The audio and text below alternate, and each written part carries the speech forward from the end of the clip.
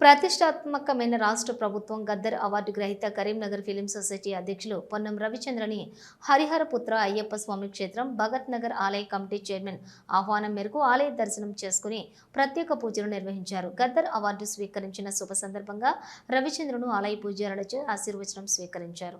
దేవాలయ ప్రసాదాలు పట్టు వస్త్రాలు రవిచంద్ర దంపతులకు గౌరవ రాష్ట్ర మంత్రి పొన్నం ప్రభాకర్ గద్దర్ అవార్డు గ్రహీత రవిచంద్రకి ప్రత్యేక కృతజ్ఞతలు తెలియజేశారు. రేపు పొన్నం రవిచంద్ర జన్మదినం సందర్భంగా పుట్టినరోజు శుభాకాంక్షలు తెలియజేశారు.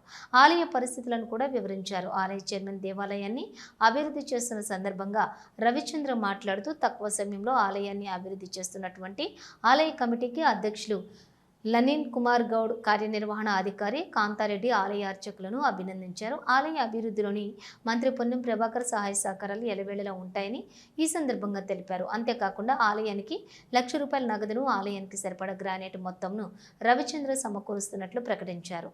ఈ యొక్క ఆశీర్వచన కార్యక్రమంలో ఆలయ చైర్మన్ యాగండ్ల అనిల్ కుమార్ గౌడ్, ధర్మకర్తలు సత్యనారాయణ, శ్రీనివాసు, కవిత, గుడాల కృష్ణ, కాంగ్రెస్ నాయకులు పొన్నం శ్రీనివాస్, పంజాల వెంకటేశ్వర్లు, పొన్నం శ్రీనివాస్, తాళ్లపల్లి శ్రీనివాస్ గౌడ్, కొత్తూరు జగన్, ఆలయ అర్చక సిబ్బంది తదితరులు భక్తులు పాల్గొన్నారు.